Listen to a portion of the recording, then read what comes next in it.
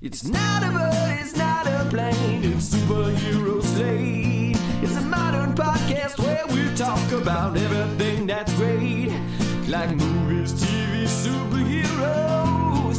It's Superhero Slate. Oh, yeah. Hello, everyone, and welcome to Superhero Slate, the show where we run down the latest superhero entertainment news.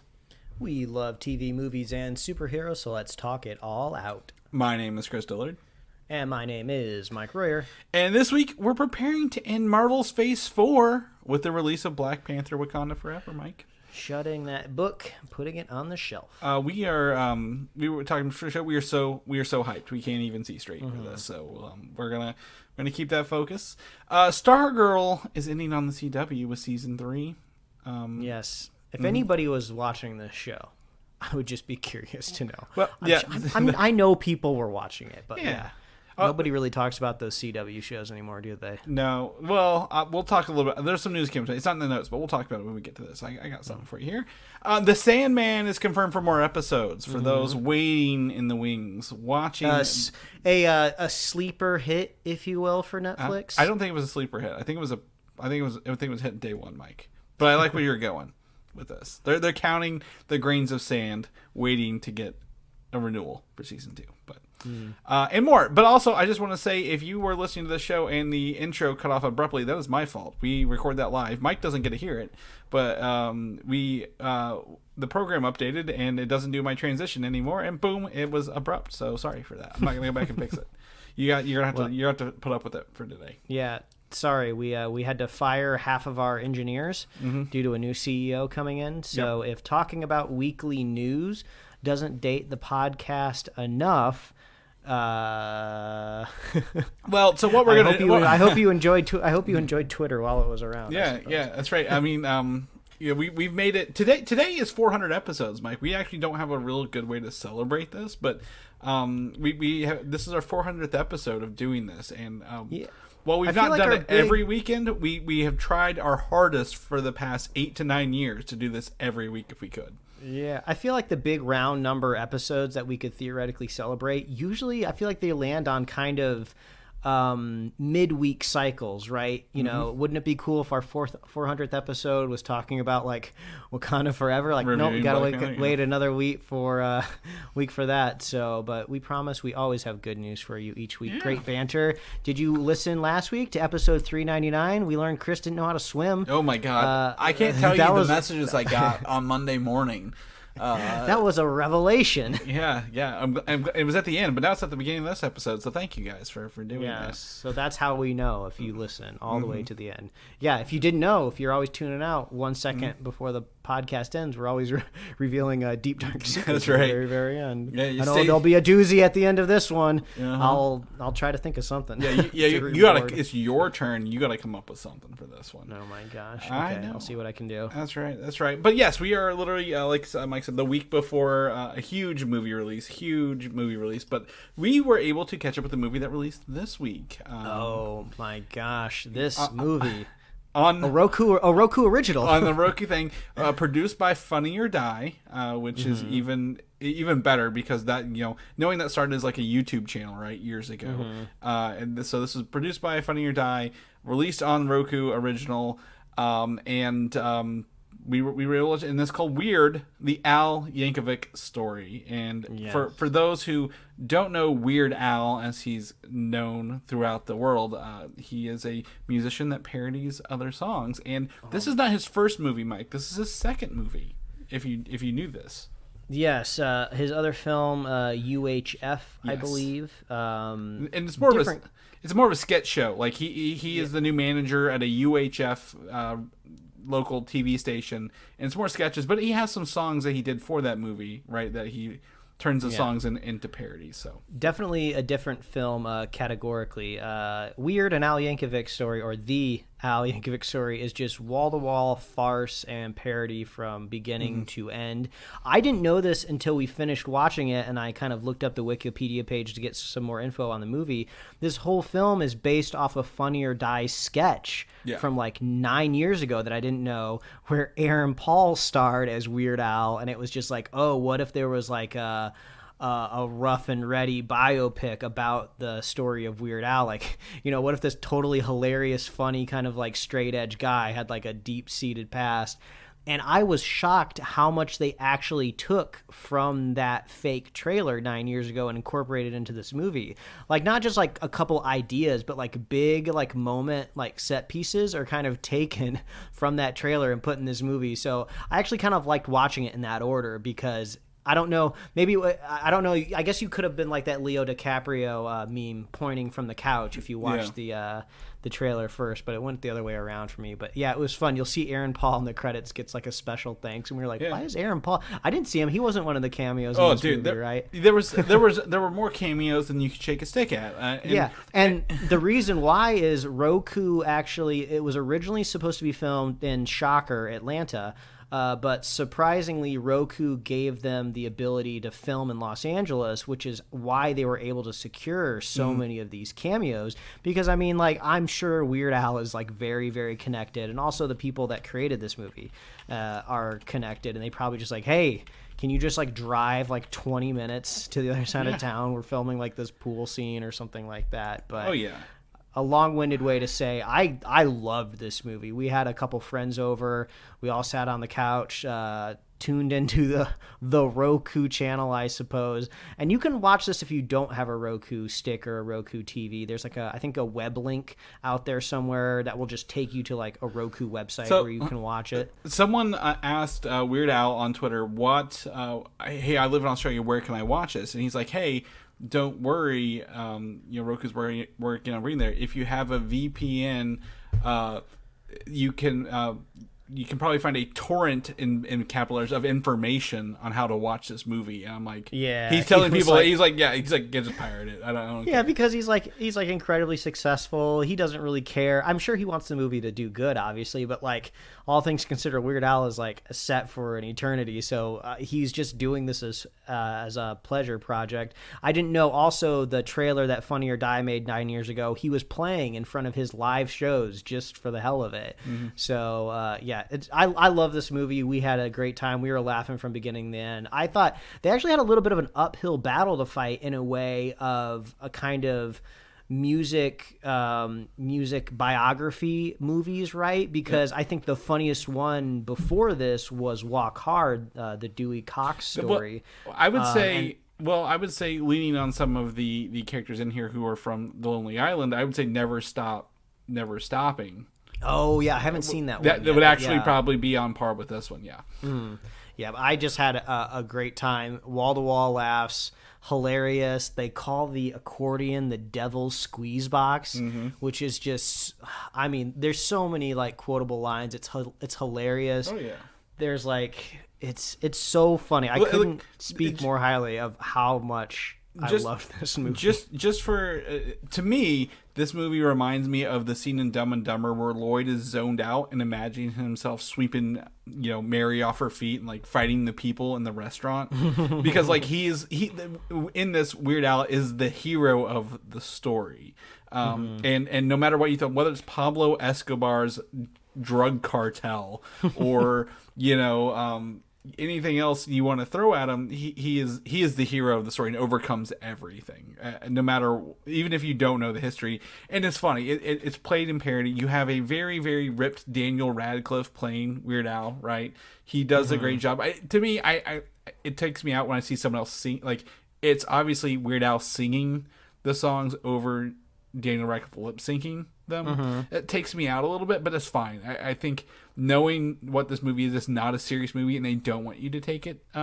serious. It's hilarious throughout the whole thing. I mean, a bit of a surprise to me. The only real ding I have on this film is the technological way in which we watched it, because since it's a Roku original, this movie was like literally edited with commercial breaks in mind, because there was a couple slots of like ad breaks for this movie were like ads like weren't programmed into it, so it would kind of cut to black for a second and then it would go back into the movie. So it's not too distracting when that happens, but then all of a sudden you will get an ad that's programmed for a slot in the movie, and then you just kind of like have to like take a break. And we were having such a good time, it like totally killed the vibe and the momentum in the room, where all of a sudden we have to watch like a prescription drug commercial before we get back into the film. So I mean, take Weird Al's advice, right? If you're in Australia, torrent the movie and download it. I'd love to rewatch this movie again with no commercials. I mean, I'll gladly purchase the movie anyway I have to avoid the commercials. But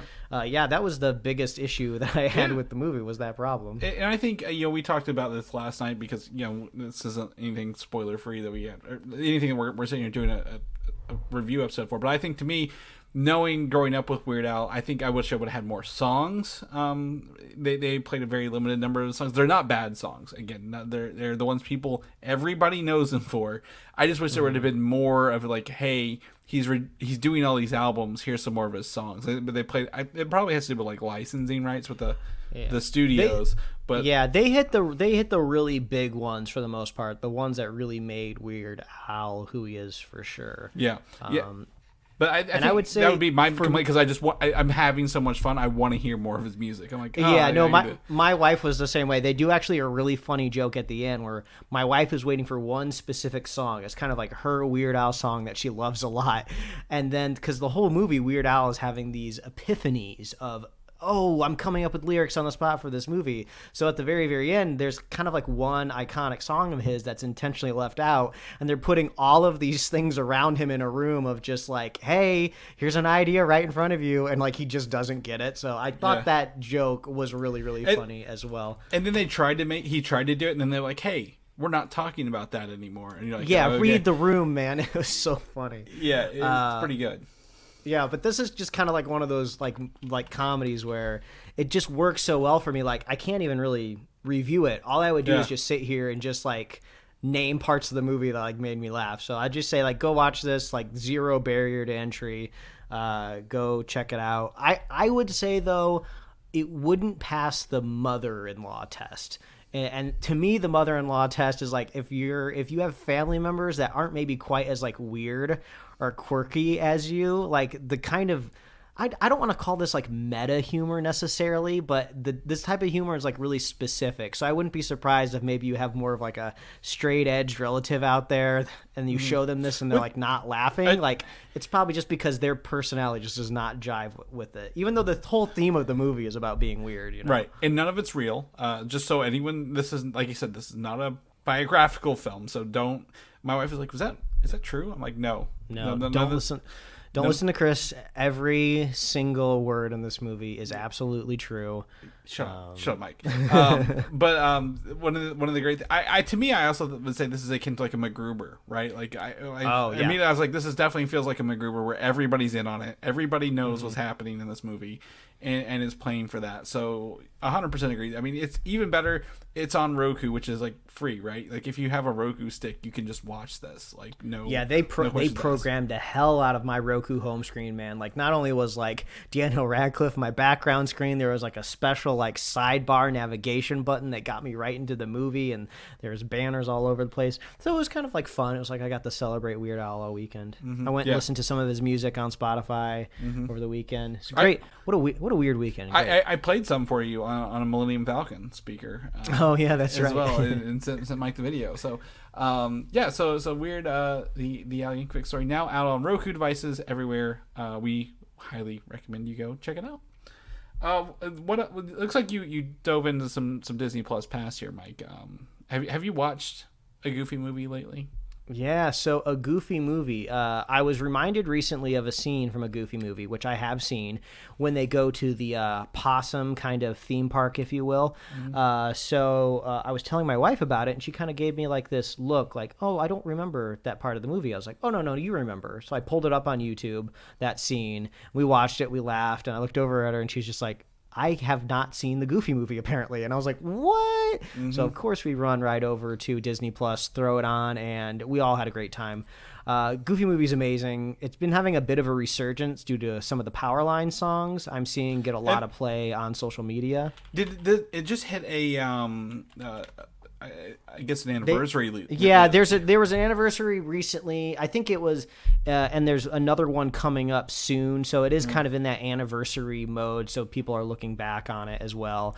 And the great thing about a Goofy movie, since it's been so long since I've seen it, I've said this before on the podcast, but when I was younger, when I was a kid, I hated music in my movies, like especially musical numbers. Like I was just the type of kid that just wanted to get onto the plot. I wanted to see the action. I wanted to see the jokes and stuff like that. I just didn't care about songs. But as I've gotten older and more mature, like I love the songs more than anything now. And I forgot that this movie has like musical numbers in it that are great, not just the Powerline songs. So I loved revisiting those as well. And then went on Spotify again and slapped some of those Goofy movie songs on some of my playlists. So yeah, this is just a PSA to go show the people you love a Goofy movie. there are two moments in this that resonate with me weekly. One is always the Leaning Tower of Cheesa.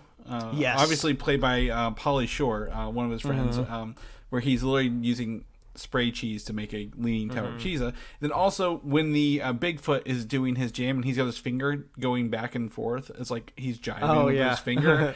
My wife was like, how do you know this? You've never seen it. I'm like, I used to watch this movie a lot when I was younger. I know exactly how to do the finger move of this. So yeah, to me, I mean, there's so many just iconic moments seared in my head. Speaking of the Bigfoot scene, the moment where Goofy reheats the soup with the cigarette lighter. Every time I saw that as a kid, I was like, can I go do that? We have a cigarette lighter in our car. Yeah. I could just go hold it up to a can. Maybe that'll work. No, I'll probably get in trouble.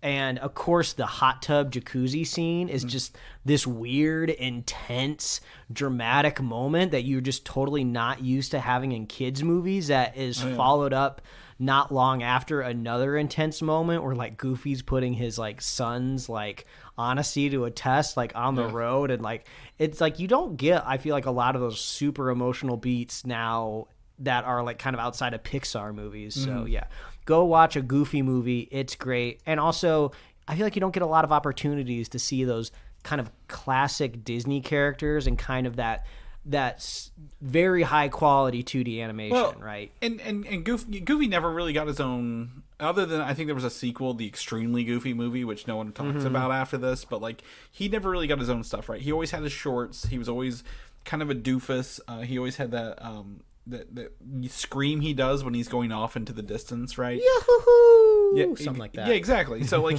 I always remember the ones where they were like trying to teach him how to ski a little bit, like the ski instructional videos. So he never really had it, to find out he has like a son who's like, it puts everybody in a different light. Even Pete, the villainous person from the original Mickey Mouse cartoons, right? Steamboat Willie, is in here with his son. Is it Pete Jr. or Little Pete or something like that? I think it's PJ maybe. Yeah, which is like Pete PJ Jr. for Pete Jr. Yeah. So I agree. This is something that the whole family can enjoy, and it still has. It's not just literally quote unquote goofy the entire time. Much like the Al Yankovic story is goofy the whole time. This has some pretty good scenes in it. So 100% agree with that. Yeah, and then just real quick, recommendation. I finally played Stray, which was from Annapurna Interactive. That has a film studio, if you didn't know. Did you have to take your Benadryl before you played this? I know you're highly allergic to cats. Oh, yeah. It's funny, when you hit the circle button, the cat meows, but the meow comes out of your controller's microphone. So, I did that too many times, and then dander started to shoot out of it, started sneezing. It was untenable. That 40 game. Yeah. But depending on if you have like some sort of PlayStation subscription, on some level, you can get the game just kind of, quote unquote, for free or stream it. I think it's a $40 price tag, and I beat it in about 5 hours. So it's just a fun, like, little narrative game, and it's just fun being a cat. They strike this really cool balance where you are very much a cat in every sense of the words, where you can't really do anything a cat couldn't do physically, right? But you have the intelligence of a human that's controlling the cat. So it's that fun balance where you still feel immersed, but you're not really breaking any sort of like, laws of physics of a cat like opening like a door with its like, 10-pound weight. Yeah, it's not an anthropomorphized cat. Like, it's built with that in mind. And it's funny because as a cat household, our cats love to watch this game. They're enthralled with the cat on the screen and the sounds coming out of it. Like they really nailed that natural. Yeah, I played it with my wife in the room, and like when she wasn't really keying into what I was doing, she would legitimately think there was a cat in the room a couple times. She started sneezing and like. Yeah, the best little bits that you find out early in the game is they program a lot of features that just do nothing to progress the game. It's just more like, oh, if your cat kind of walked past a post, you can hit a button and it can scratch the posts or like scratch, like make like biscuits into like a rug or something. Like, yeah, there's no reason it needed to be in the game, but it's just fun. So yeah, go play Stray. I don't know if it's on multiple consoles or if it's just on PlayStation. I don't know where it is. I think it was a PS. No, it's both. It's 4 and 5. PS4 and 5. Gotcha. Well, I don't know if you can play it on Steam or anything like that. It says Microsoft Windows, so it looks like it might have a PC version. All right, go get it. Go play Stray. I would love... They leave it open-ended for sure for a sequel. I'd love to see a sequel, or maybe you kind of get to bounce back and forth between like maybe like a cat and a dog or something like that. That would be awesome. And to correct Mike, it is $30. It's not $40 on the PlayStation Store. So perfect. Well, it's even cheaper.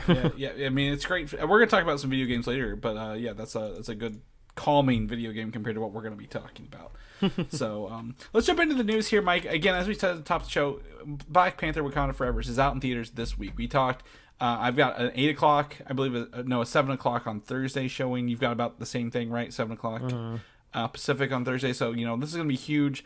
There will be spoilers. There will be news things all week long with this. So, block those keywords. Mike, you've already been doing that.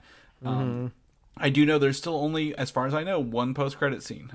If that changes, we'll make a post on our social channels. But I believe, this phase is ending with one post-credit scene, mid-credit scene, not even at the end of the movie. So that's, for diehard fans, that's hard to take as news sometimes. But, if it's helps the story and is creative enough, that's fine. Totally fine with us. I'm excited. Like we talked about, this is a huge deal, handling the loss of Chadwick Boseman, also moving the MCU forward with a movie, like I think you mentioned before, a movie with stakes, right? There's actual we don't know who could make it out of this movie alive, really, at the end of the day. I need to check in and see if people are still like doing the thing where we're wearing white to the theater, that to kind of mourn mourn the loss of Chadwick. So I don't know if that's still This is the first I've heard it. So. Oh yeah, I guess because it's I believe it's obviously there's a lot of white clothing featured in some of the scenes in the trailer, but I think it's like if I remember right, it's like a traditional African cultural thing to do, to wear white, I think, to a funeral. I could be totally wrong, so don't take my word for it. I'm just going off of kind of what I remember people saying when I saw it a few weeks ago. But yeah, I need to check in on that and see if that's still a thing that's happening. Yeah, I've not heard that yet, but I totally understand that. I think it's if this will be the next. There's two big movies left this year, right? This one and Avatar: The Way of Water. So I think this is going to be a huge movie. Get your tickets if you can. I know.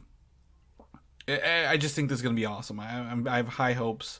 Again, we talked about how Thor: Love and Thunder was kind of pushed under 2 hours, right? To make more ticket sales, to put more butts in seats faster. But they let this one sit like 2 hours and 40 minutes. So I think there's a lot in here that we're going to be sitting through a lot of emotions, emotional roller coaster. But very excited. So yeah, keep your eyes and ears low if you don't want to hear anything before Thursday or Friday, or even Saturday or Sunday if you can't make it that early. So we'll be back next week with our review episode of that. Captain America: New World Order is the they announced this at, was it D23, right? Or no, it was San Diego Comic-Con earlier this year. But we do know that we will see this now, that we will see Sam Wilson, the new Captain America, against Harrison Ford's Thunderbolt General Ross, kind of seeing them butting heads in this movie, which I didn't expect, knowing that the leader, played by Tim Blake Nelson, is coming back into this movie. Yeah, I mean, obviously we've been bouncing around the rumors of Harrison Ford being cast in the role. But now this seems to be kind of confirming there is going to be a larger role for this character, right? Because theoretically, I mean, if Thunderbolt Ross, if you need kind of like a political governmental figure in the movie, you could kind of just make that up out of thin air. You can kind of invent that character if you need to, or pull another character from the comic book. So I wonder if this is just heavily implying, right, that we're going to get Red Hulk, right? Yeah. Well, so the movie right after this is called Thunderbolts, and really it's called Thunderbolts because of Thunderbolt Ross. So like I'm seeing like are these two going to connect a lot closer than we anticipate right out the gate kind of thing? Because again, everybody wants Red. They've wanted Red Hulk since Hulk 1 came out, right? Kind of through and through. But like to me, kind of looking at, and this is my line here. So like Captain America, the movie, and the Hulk movie has always been about like you're following orders versus what is your responsibility to the country. And really, the last time we saw Ross and Captain America, they were at each other's kind of throats, right? He was like, arrest these people in Infinity War.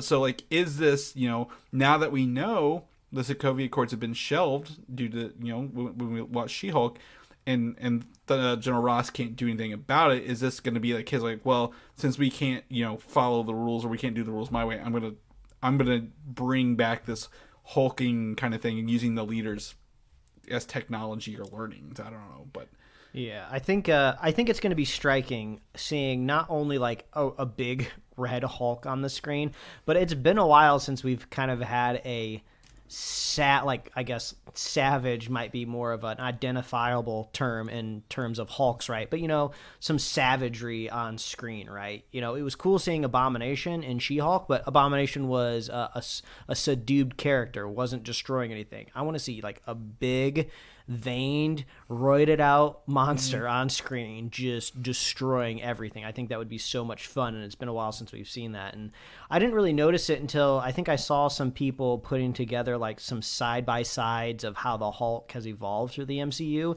And as the Hulk has gotten like smarter, his size has diminished as well. I don't know if that's been intentional, but yeah, he's actually like physically shrank on screen as well.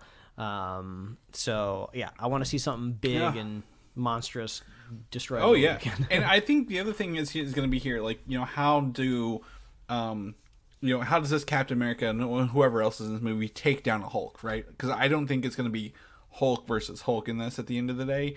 So yes, I want a very big rampaging Hulk, but I don't want to see it just like in Harlem. I want to see some really cool set pieces that we didn't really get to see in the first Hulk movie.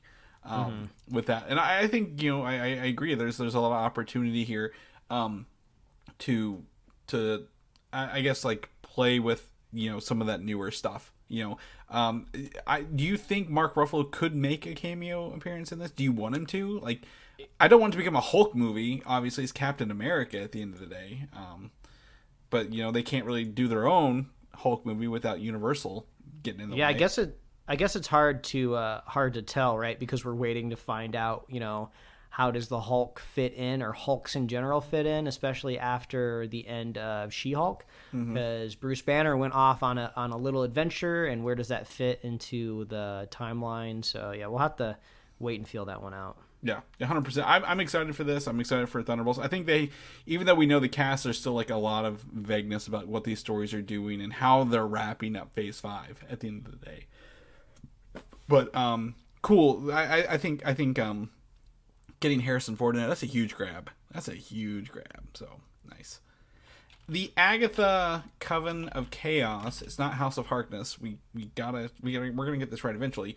Is casting a lot of people I don't know, but I think the biggest casting announcement this week is actress Aubrey Plaza as a villainous role for this series. So it sounds, tell me what you think here, that they're going to try to redeem this Agatha Harkness character in this show, pretty much, because of the fan. Everyone loved her in that. Yeah, I mean, I guess I didn't think about it until just now, but Agatha, I mean, is that the first kind of like self-titled MCU property that is strictly from the point of view of like a villain? I can't think of any. Loki, kind of, because they steal it. Yeah, they steal him from Avengers, but like he did have other stuff that redeemed him before that, right? Like, so yeah, it's. Yeah, I guess that's true. And like Loki always obviously leaned evil, but he had his moments throughout time. We've only had a little bit of Agatha so far, and she's been bad the whole time. But I guess she has her villain origins, right? Like I went back and I was looking through kind of her origin scene. They showed her when she was a younger witch in WandaVision. And, you know, I guess she was picked on by the other witches, so that could be her evil origin story. Her origin story kind of reminded me a little bit of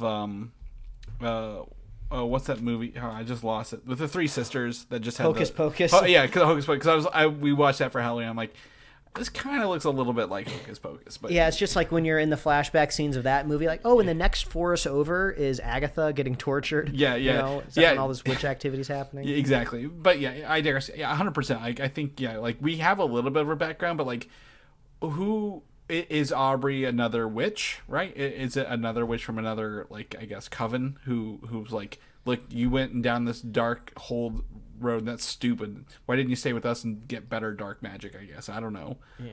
Aubrey Plaza's career has been like really interesting to me because obviously the most iconic thing everybody knows her from is Parks and Rec, and she played a very specific type of character on Parks and Rec, which kind of is a little unfortunate because it's not too far from the person that she is. I mean, obviously it's a character, but she seems to be kind of like a relatively like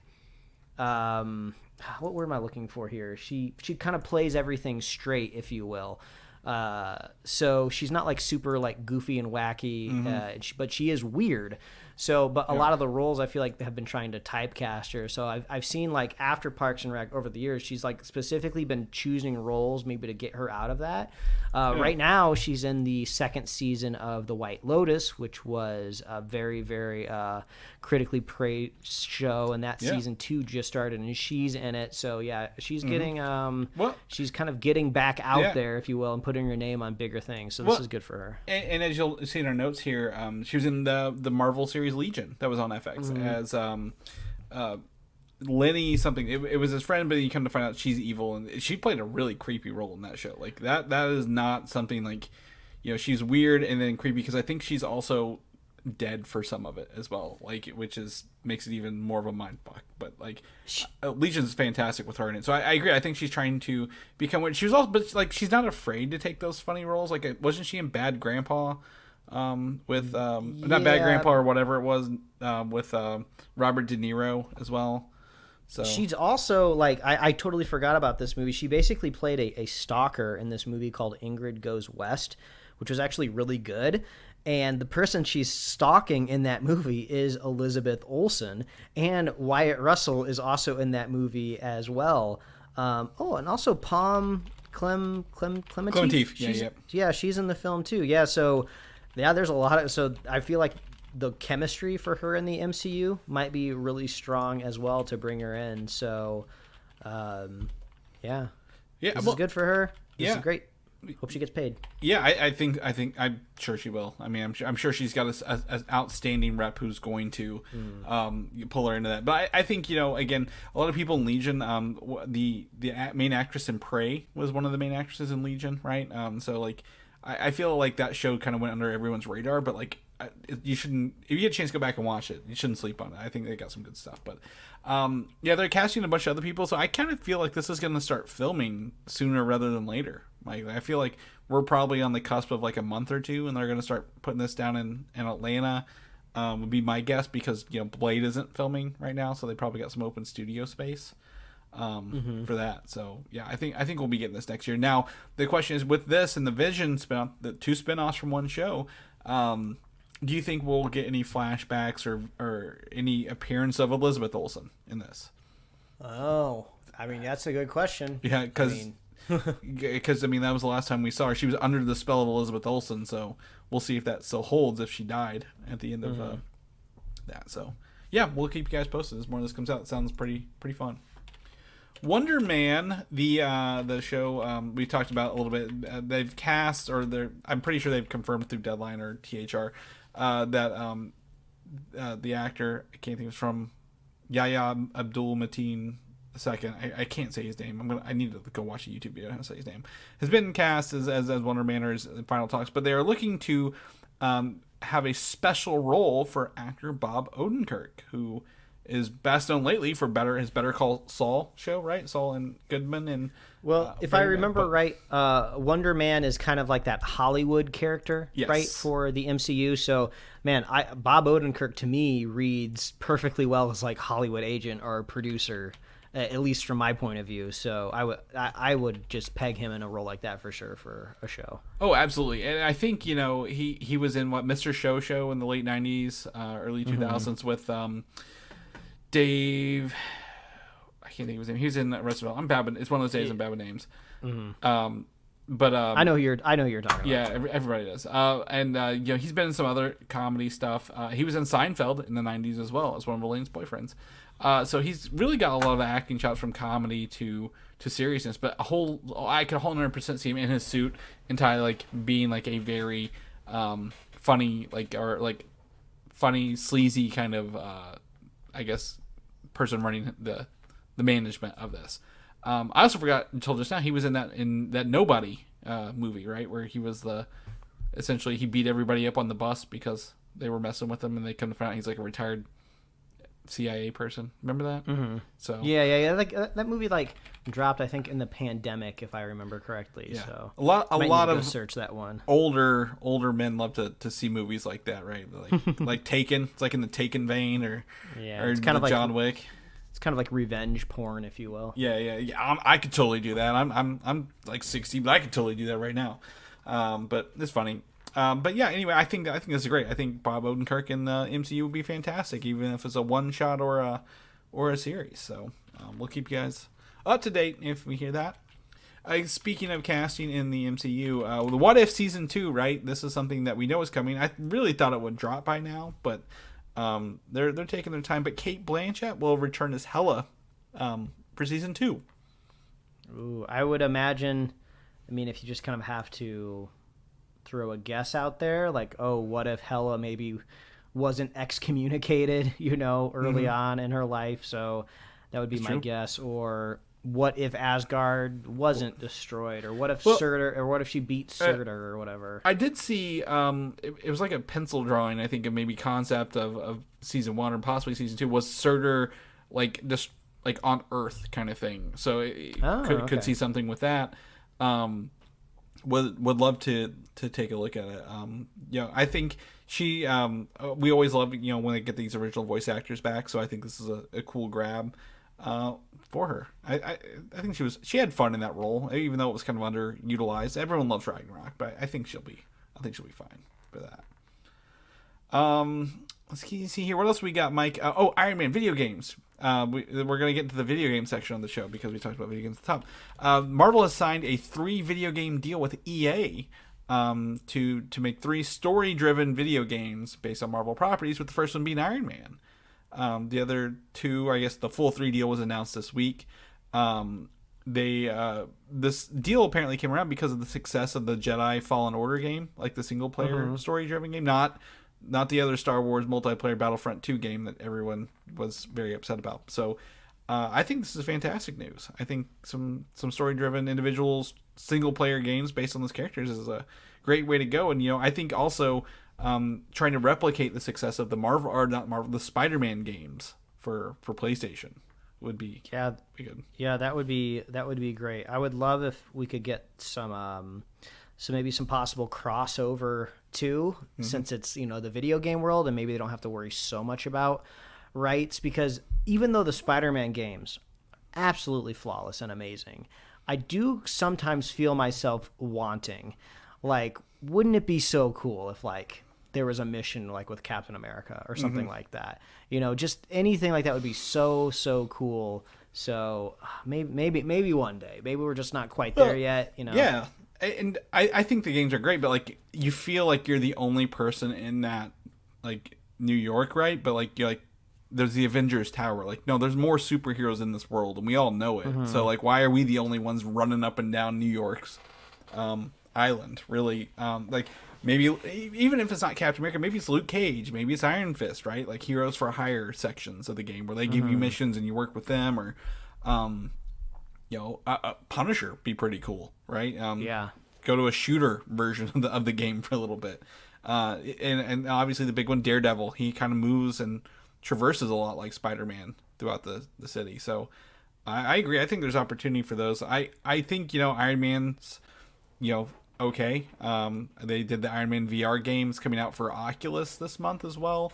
But, I guess my question, if there's two other characters, who do you put in here? Like, I guess, I don't want to Iron Man, Captain America, and Thor games.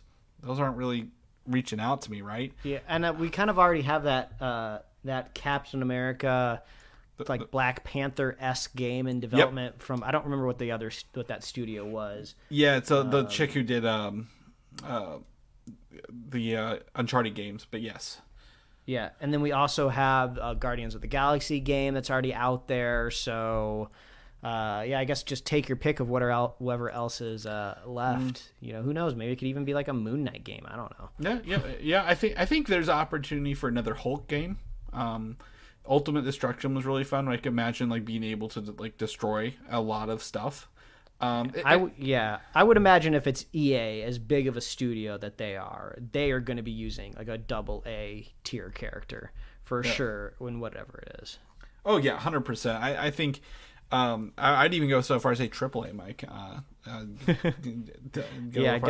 guess that's not enough A's for video games. Yeah, no. I think there's opportunity to just pick a huge character, but also at the same time, I know what's that? The Suicide Squad game coming out, right? A single player, It's not multiplayer, but maybe it's a team of characters. Could be. Maybe it's a goofy ass West Coast Avengers or the Great Lakes Avengers. Somebody like Squirrel Girls on your team, kind of thing, and they're using stuff like that. So, we'll keep you guys posted. But I think this is good news, to get those single player games out of the way. Did you ever finish Jedi Fallen Order yet? I did not. Okay. Still, I highly recommend it. I think also with the new consoles, Mike, it's PS5 enhanced, so you'd be able to get some good stuff out of it. And another game that's coming out this week, God of War Ragnarok. Now, there are characters from this you may know. Thor, Odin, people in Norse mythology you've heard from the Marvel stuff. These are not the same characters. These are very different.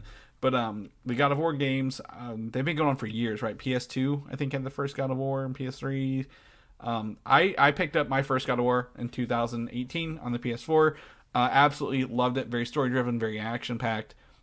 This one is the sequel and the finishing of the Norse mythology, so they're only doing 2 instead of 3. And it is finally coming out this week. Now, here's the fun fact for people who may not have been able to luck into a new console yet. This is a PS4 game, first and foremost, and they have taken a bunch of enhancements to make it look good and run at 4K and play fantastic on the PS5. So if you're worried you need a new console to get the most out of this, you don't. It was built for PlayStation 4, and I think that's fantastic. They've really gone kind of dark on this sequel because the people were harassing the developers for hey, when's it coming out? You're going to delay it, so and so forth. The guy ran into was no, we're just not going to tell you anything now until it comes out. But there was a new commercial this week that came out and had Ben Stiller dressed up as a Kratos for okay. it. It was like dad, I guess video game dads or dads with kids who have histories or something like that. It's pretty funny. So, but yeah, I'm excited for this game to finally hit and have another single player story focused game with all these characters along the way. They say it takes about 40 hours to complete the story, and that's not even 100%ing the game. So, wow. If you're looking for a time suck, this is it. Did you end up playing the first one yet or not? I always ask you. I think it's always no. I haven't, but I have a PlayStation Plus Premium or whatever, so I wouldn't be surprised if maybe that first one's on there. I think it's actually included with the regular PlayStation Plus if you have a PS5. It's one of the backwards catalog ones, so highly recommend it. It's really, really fun, so very, very excited to go into this and learn more about it. There's another game coming out this month. That's Pokemon, and that's a whole different story. We'll bring that up here. Let's get into Star Wars a little bit. We got a little bit of Star Wars here, and it's not Andor, Mike. Damn. I know. Apparently, they're starting to get ready to film Andor season 2, so you're gonna be fine. But the rumored season 3 trailer for The Mandalorian is gonna drop on Christmas Day. That's a rumor. All right. They say they're gearing up for it. That'll give Andor some time to breathe. And then the rumor is also it's dropping February 22nd. We know it's February. We didn't have a date, but they're rumoring February 22nd, which would be the last. Is that Thursday or Wednesday of the month? whatever day they're doing that on. All the Star Wars dads are going to be like rushing their children to open up their presents. Come on, we got to watch the new trailer. I don't care about these precious memories. I need to see my baby Grogu. They're not even going to be rushing it. They're probably just going to be watching it on their phone. Yeah. Are you filming this? Yeah. And they're just watching the Mandalorian trailer. Yeah, sure. Like that. So I'm excited to dive back into Mandalorian as well. See the season 3. With that, I'm pretty stoked to get back into that. They got a big story to tell, right? Did you catch Tales of the Jedi yet? No. I've seen the very first episode with baby Ahsoka. Okay, yeah. And did you see how it's very atmospheric? Like, there's not a lot of tell. It's like a lot of show in a lot of stuff. So, yeah, the Dooku ones are pretty good as well. So, but I feel like we're in a good spot for Star Wars for the first time in a long time, with everything kind of firing on all cylinders, right? We got Mandalorian coming. We got that. We got Dave Filoni back at the helm. Other than Andor, that is Tony Gilroy. Full credit to him. So, hopefully this comes true. If not, if we get it sooner, even better. I think it'd be fun to see some of that. In DC World, we talked about the top of the show. Stargirl is ending with season 3. I don't know anyone who watched a single episode of this show, if I'm going to be completely honest. And that's not saying the quality of it's bad. We're just not the target audience for Stargirl. Even though it had the other Owen brother, Luke, or other Wilson brother. Owen, it was Owen Wilson and Loki. Luke Wilson was in this at the same time. And I believe what's the comedian guy who was in Community, the main guy.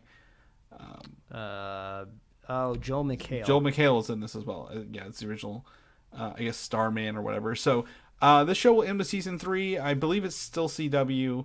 But however, in a turn of events that we just didn't know until today, that the team was officially notified ahead of schedule. So they were able to write an official ending to the show and film it. So it's not like we filmed it all and it was canceled. A lot like that show Westworld, where they were like, we're going to do one more season. JK, we're not doing one more season. They knew this was going to finish up. Yeah, just unfortunately is a show that just came in at the end of the kind of CW superhero hype train, right? I'm sure it has nothing to do, like we said, with the quality of the show or the audience. It was just CW burned through it already.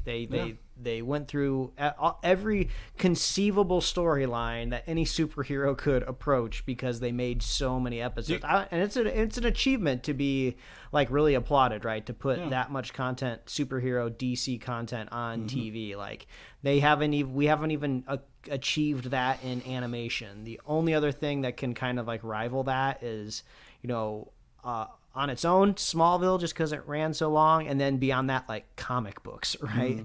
So good for them for getting that long. The Simpsons, The Simpsons did it. Well, superhero related. Yeah. Well, if Stargirl was a show that maybe could have hopped on the air 4 or 5 years earlier, right? We probably would have gotten more of it. But everything's getting. I think even if Zavlov didn't come in with the with the cleaver, right?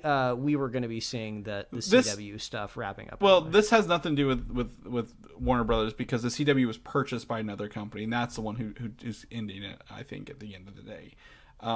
But right, it's all change of management, just cutting stuff. I mean, I wouldn't be surprised if Zavlov wasn't involved in some way, because Stargirl was that one that was like partially also airing on HBO Max. It was kind of had like dual like broadcasting, like streaming. So all of those things. The Flash is ending. Arrow ended a long time ago. I'm sure Superman and Lois is not critically running on Steam, but just financially running on Steam, I'm sure. Well, so this is what I was talking about at the start of the show. So the James Gunn was on Twitter, and really I think he woke up to a lot of save Stargirl, save the Legends of Tomorrow, release the Ayer cut stuff apparently over the week, because he's now him and Peter Safran are in charge of DCU as of the November 1st, so he's had a week of it. And he was like, yeah, we're really focusing on moving forward with the DCU until an interconnected one big story, which is Marvel's method, right? And I don't think he's like, yeah, maybe we could work some in, but I don't see any hope for any of this other stuff in the past happening are moving forward with us, kind of thing. So really, I mean, all these I guess online campaigns to save them or revive these things, I think are just gonna, even with James Gunn being someone who understands fans and community, are probably not gonna come back to life, no matter how much you beg and ask him on the on your social media channels. At the end of the day, he did say people were nice about it. He did say that people like for these shows were not, mean. I think that was a jab at the Snyder Cut people. So I think that's nice that the people who like these shows are not the they may be fans, but they're not fanatics at the end of the day. So, so Stargirl, wrap it up. Superman and Lois is like maybe the only show left after this. Except for that, what's that? We talked about that show with the guy who's supposed to be Green Lantern on Arrow, the Diggle show. I forgot we talked about that. Yeah, so we'll see if that even sees the light of day at this. The Avatar, The Way of Water trailer finally hit. The new one, the actual trailer, not the here's a pretty showcase of visuals. This actually has like dialogue and movement in this.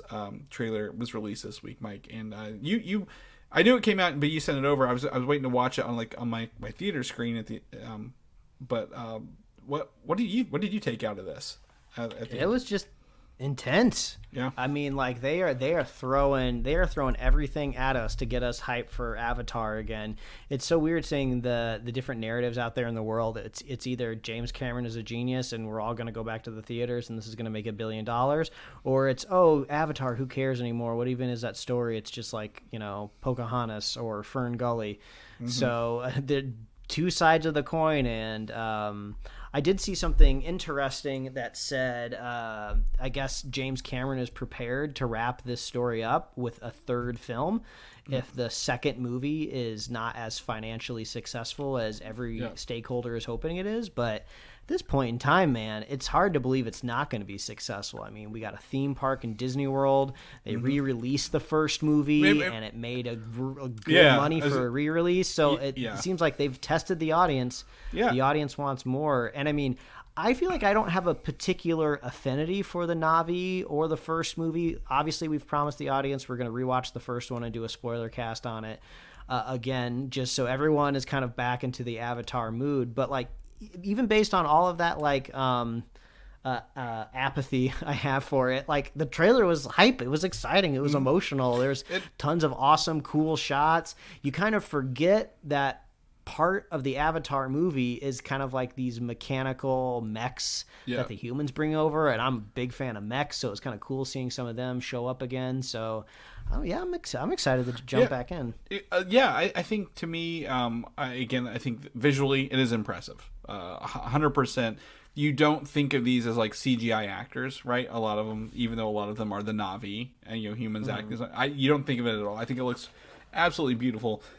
I did see some parallels for me, and it's not anyone's fault, between the upcoming Wakanda Black Panther movie, with they're literally taking down a boat in the trailer, right? Like, and then they're also fighting on a boat in the water. And this one, I'm like, oh, okay, we're getting 2 water movies this year. I forgot about that, back to back, the big movies. So nothing against it. I think if they did say the 4th movie was not greenlit yet, but my concern would be if we saw diminishing returns, Mike, it's simply because they've released too many too soon. Right? We are sitting at a 13-year gap between Avatar movies right now. And if we go from 13 years to less than 13 months, I think the audience perception may drop a little bit, right? This isn't it's not Lord of the Rings. You can't do three in 3 years and keep people happy. So well, this is Cameron's chance, right, to if he was responding to, valid criticism of his first film, that the story was a bit derivative, this is his chance to give us a brand new story in this world. Really, maybe he's playing 4D chess and we never knew it, right? He was like, I have this big alien world that no one's seen before. I want to introduce everybody to it. How do I do it? Well, let's tell them a familiar story in a totally unfamiliar setting, just to kind of prime the ground, that hit the ground running. So maybe we'll see something new, something good. I think there's opportunity to have something we'll be surprised by. Like again, I think I guess the motive of this, or not motive, the message of this year is us eating crow about things we've been making fun of. So obviously there's opportunity here for it to be good. The Sandman was officially renewed for season 2 on Netflix. So for those who are waiting, I mean, it came out when I went to C2E2. I've not even watched this show yet, sadly, but like they finally got a season 2 confirmation from Netflix. I wonder what took them so long. Yeah, I feel like maybe it's one of two reasons. One is since Neil Gaiman still he's always going on Twitter, right, saying that he controls a lot of the rights to the story and the characters and the distribution still. So even if it didn't get a season 2 at Netflix, you could go someplace else with it. So maybe there's just more layers of contract there with Gaiman. Or also, what happened between producing this series and when it came out, there was that huge tanking of Netflix stock, and now they're like reevaluating how much they spend on everything. Yeah. So maybe they're just like, yeah, obviously we're going to make a second season of the show because it was so successful, but we need to actually really do our due diligence now. We can't just be renewing this stuff, the following like Monday after it drops on the weekend. So who knows? Maybe it's a little bit of both. Yeah, I think the other thing is with Netflix doing the password sharing crackdown at the beginning of the year, they're going to see a lot more people drop off.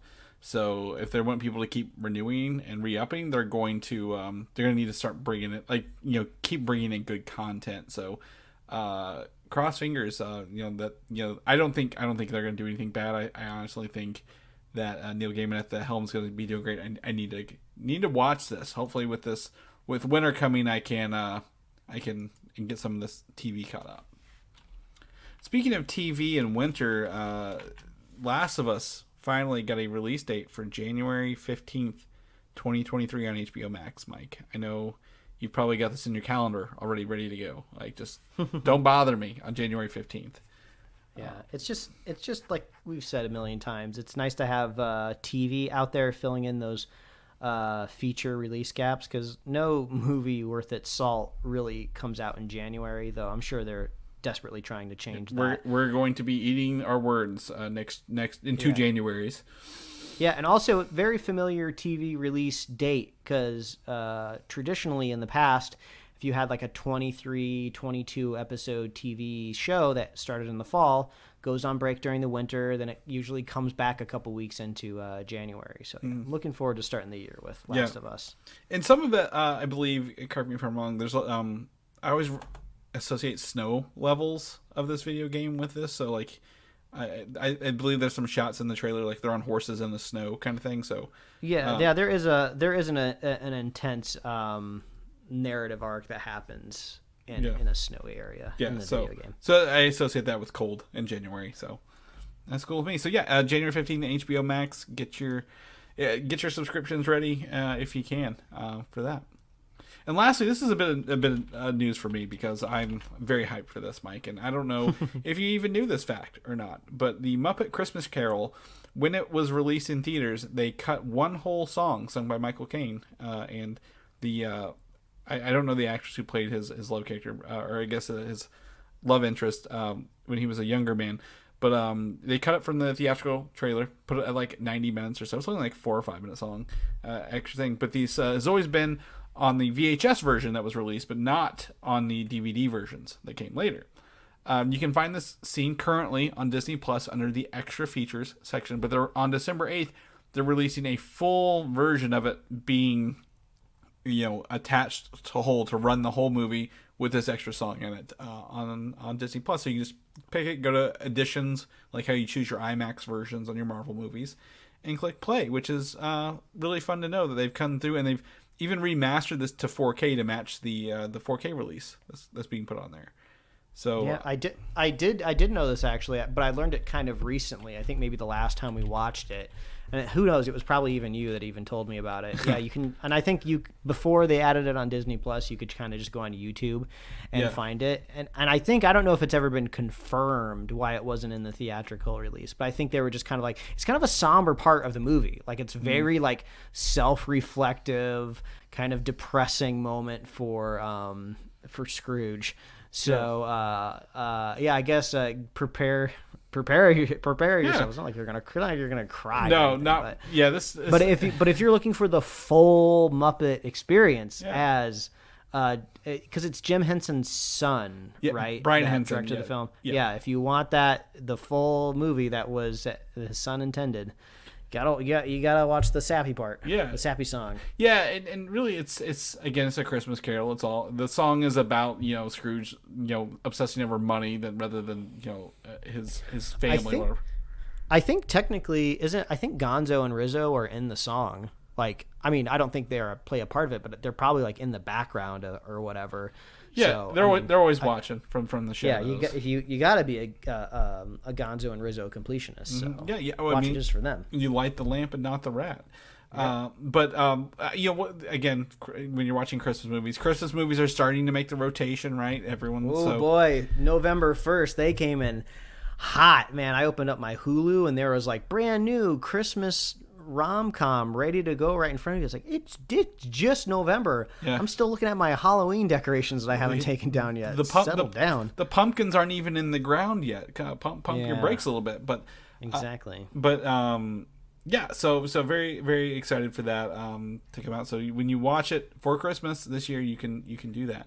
The other movie that's coming out this week, and this is totally unrelated to this, Mike, is the Aqua Teen movie is finally coming out this week. I don't know if we've talked about this or not, but Aqua Teen's Plantasm, because the show's been canceled for years, is finally coming back with a movie on Tuesday. So that was part of that early HBO Max kind of hype announcements when the streaming service was just starting to air. They're like, we're gonna do these iconic Adult Swim kind of like almost like direct to video movies. Yeah. Even though everything streaming is direct to video, so that term doesn't even really hold weight anymore. But yeah, aren't they supposed to be doing Metalocalypse and Venture Brothers? There's Metalocalypse, Venture Brothers, Aqua Teen. There's a fourth one too.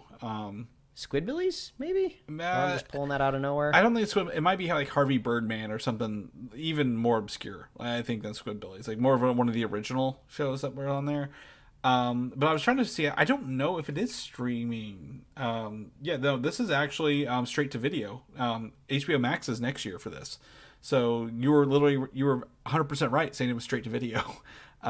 For these, and there's part of I think that there was the 4, but I don't know. I watched this clip from the show or from this movie earlier this week that came out, and obviously had Shake, Meatwad, and Carl.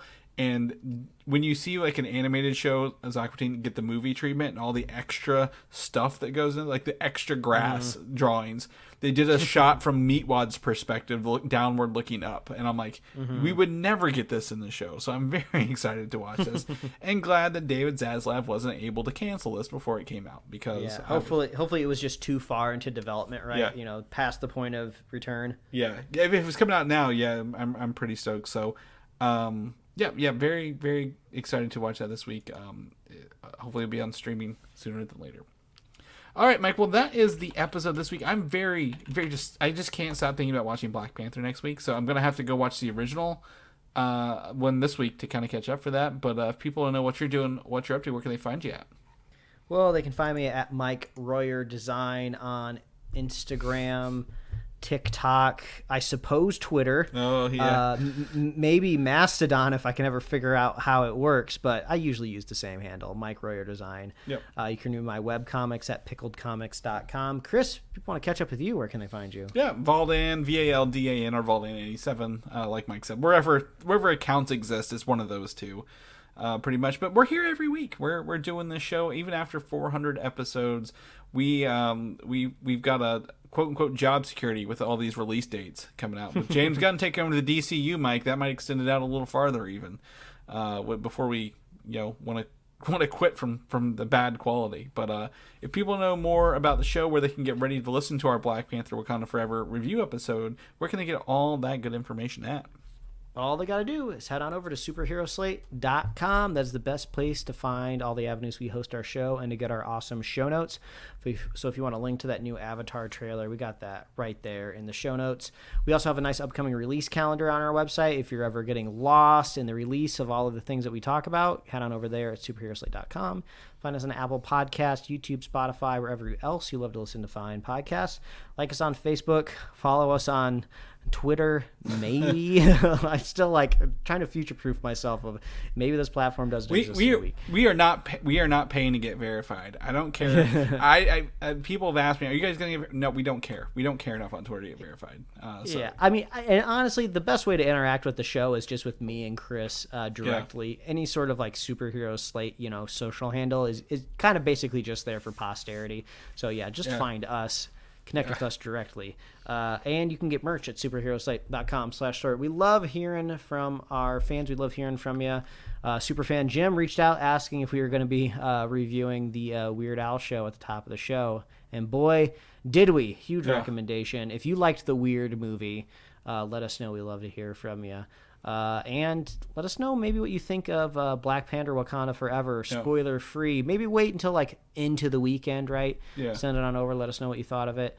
And if you want to be a super fan of the show, all you got to do is share the show with a friend, share the show with a buddy. We'll be here every week, folks. That's right. We'll catch you guys next week. Bye. Thanks for listening, and don't forget to subscribe.